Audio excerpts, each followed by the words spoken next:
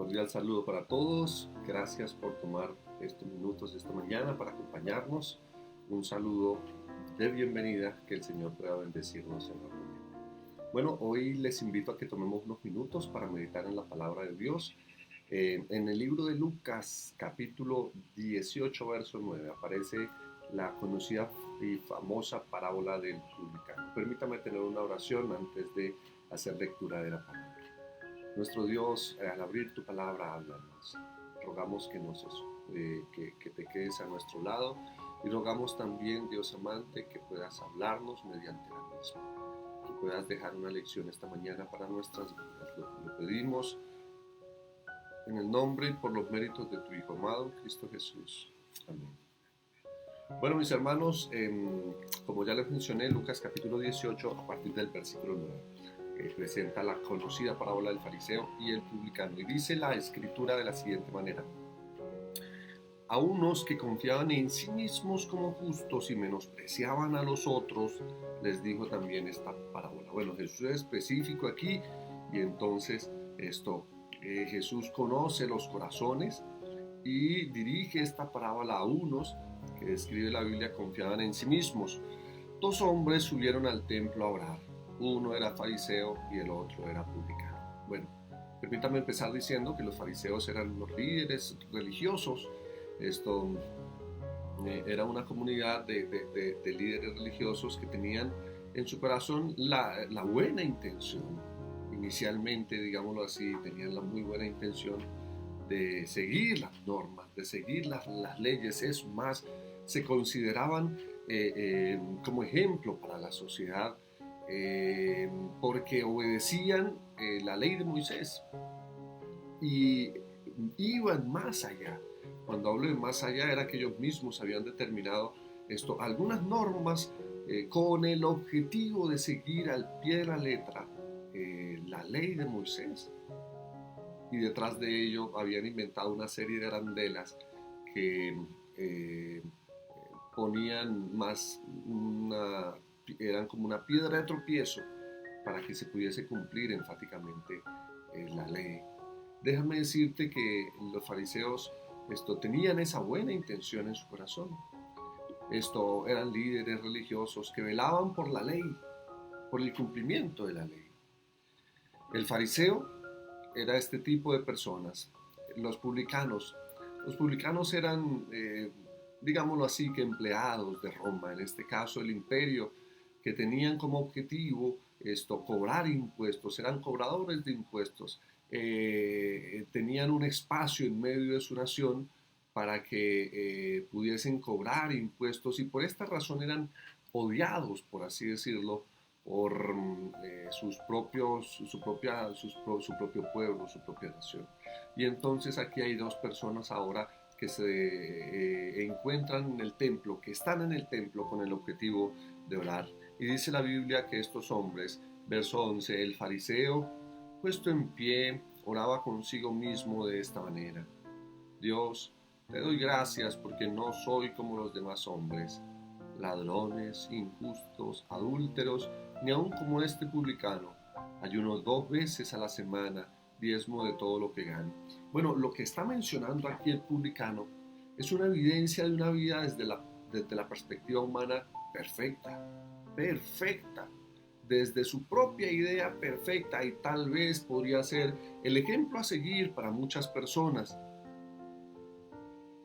Doy gracias porque no soy como los otros hombres, ladrones, injustos, adúlteros. Consideraba que sus propias obras lo calificaban para él mismo autodenominarse un hombre capaz, justo. La justicia para el fariseo estaba ligada a sus actos, a la manera en que él consideraba debería vivir una persona. Su justicia estaba ligada al no cometer adulterio, al no ser ladrón, al no ser adúltero, pero solamente tenía aquí una evidencia de su propio ego. Ayuno 2 veces a la semana. Bueno, esto era una costumbre, pero no, cuando digo era una costumbre, digamos como que las personas que ayunaban 2 veces a la semana Normalmente se les podía clasificar como que tenían una vida espiritual muy cercana a Dios. No, estos sí andan consagrados. Y finalmente también dice diezmo de todo lo que gano. Diezmo de todo lo que gano. Ahora, estos conceptos no es que estuviesen mal. Ayunar no era absolutamente nada malo. No estoy clasificando aquí las cosas malas como buenas. El diezmo no era que fuese un tema malo, no. ¿En qué radicaba su problema? Bueno, el problema de este hombre radicaba en que confiaba en su propia justicia y despreciaba a los demás. Él mismo se clasificaba como capaz. Él estaba satisfecho con una religión externa, una religión llena de actos, pero vacía en su corazón. Estaba satisfecho con lo que otros pudiesen decir en relación con su vida, pero no había paz en su corazón. Ah, este hombre buscaba no asemejarse al cielo, sino asemejarse a sí mismo, al enemigo que quiso ser como Dios. Es doloroso este acontecimiento. Permítanme un párrafo interesante que leí aquí. Dice, cualquiera que confíe que es justo, despreciará a los demás. Así como el fariseo se juzga comparándose con los demás hombres, juzgará a otros comparándose con sí mismo. Su justicia es valorada por la de ellos, y cuanto peores sean, tanto más justo aparecerá él por contraste. Y él cree que la justicia es por eso, por contraste. Mira el mundo como está, ladrones, asesinos, adúlteros, pero yo soy bueno. Qué tremendo problema, porque este hombre, quien considera su justicia propia mejor que las demás, vuelve a casa desprovisto de la verdadera justicia que es Cristo. Bueno, ¿y qué dice entonces el publicano? En el versículo 13 dice, pero el publicano, estando lejos, no quería ni alzar los ojos al cielo, sino que se golpeaba el pecho diciendo, Dios, sé propicio a mí, pecador. Os digo que éste descendió a su casa justificado antes que el otro, porque cualquiera que se enaltece será humillado, y el que se humilla será enaltecido.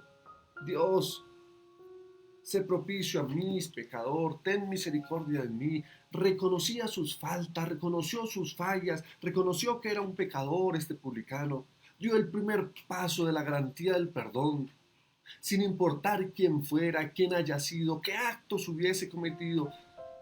Reconoció, aún había dolor en su corazón, se llama arrepentimiento, dolor en el corazón por el pecado cometido, el reconocimiento de sus propias fallas,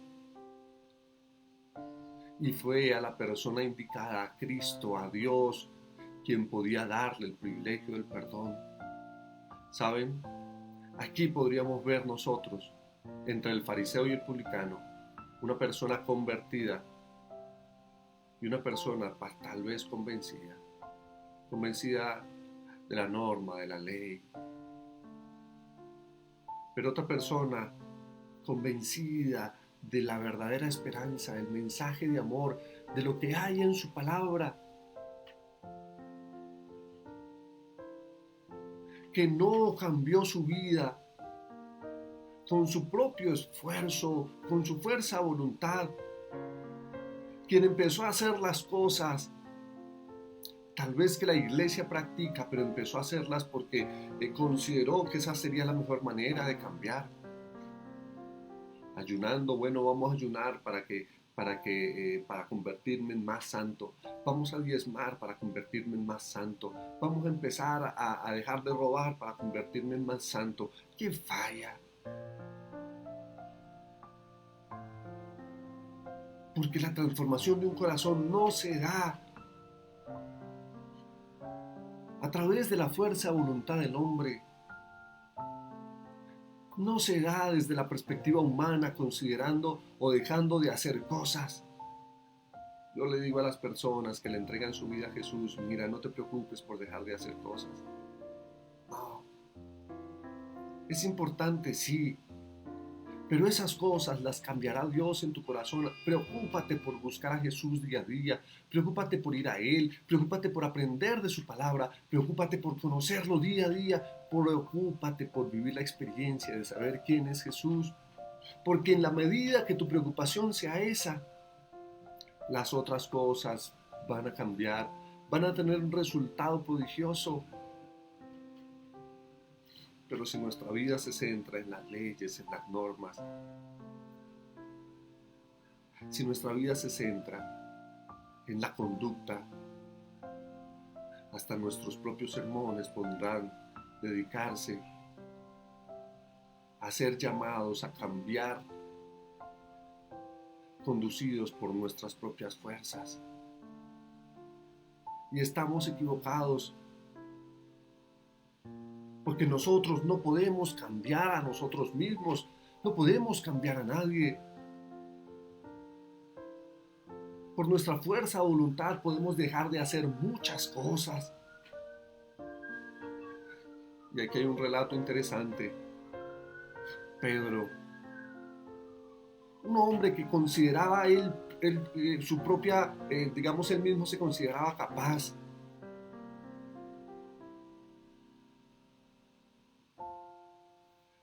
Y la noche esa en la que Jesús compartió la cena con sus discípulos, él mismo dijo, mira Señor, aunque todos se escandalicen de ti, iba a estar yo firme. Unos minutos después estaba negando a su maestro, estaba blasfemando con su propia boca, estaba demostrando que sus propias capacidades no servían absolutamente para nada. Si servían para algo, eran para ir a Jesús, para reconocer sus fallas, para que como el publicano podamos caer de rodillas y decirle, Señor, no merecemos tanto, todo lo que nos das no lo merecemos, pero tu amor es infinito, tu gracia es grande, la acepto. ¿Te das cuenta? ¿Te das cuenta que tal vez aún la religión para nosotros puede ser una religión externa? Una religión sin cambios en el corazón, una vida de amargura, porque estamos viviendo es por dejar de hacer cosas y no por conocer a Jesús, por seguir al pie de la letra las cosas y no por seguir a Jesús y no por permitir que Él cambie nuestra vida. ¿En qué lado estamos nosotros, el fariseo o el publicano? Uno que considera que su vida externa es maravillosa, es el ejemplo de la sociedad, o aquel pecador que reconoce sus propias fallas, que reconoce su propia necesidad de Jesús, que ni siquiera levanta el rostro porque no lo merece. Pero Jesús, dice la Biblia, os digo que este fue a su casa justificado antes que el otro.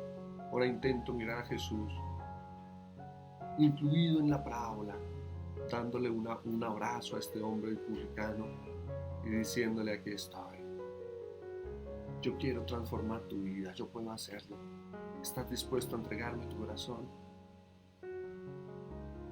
Fue la experiencia de Pedro. Después de ese gran chasco, después de que puso en juego su propia voluntad, su propia capacidad de serle fiel a Dios, se vio frustrado. Y un día, después de la resurrección, Jesús sentado con Pedro le dice, Pedro, ¿me amas? Tú sabes que te amo, Señor. Pedro, ¿me amas? Señor, tú sabes que te amo. Y por última vez, Pedro, ¿me amas? Dios le estaba garantizando el perdón. Dios le estaba dando el privilegio de llegar al fondo del corazón para transformar esa vida. Dios quiere lo mejor para ti. Pero tu vida solamente puede transformarla a Dios. Esta mañana yo te estoy invitando a que no dejes de un lado las responsabilidades que tienes con Dios, con tu iglesia. Pero recuerda que nada de eso es una razón o debes hacerlo para alcanzar la salvación. No, todo eso, diezmar, dejar de matar, dejar de robar, ayunar, todo eso es un resultado de tu linda experiencia diaria con Jesús. Toma la Biblia, habla con Dios, toma tiempo para orar, toma tiempo para ir a compartir ese conocimiento con tu amigo, con tu vecino. Llévalo a la iglesia, ora con él, ora por él, trabaja para él.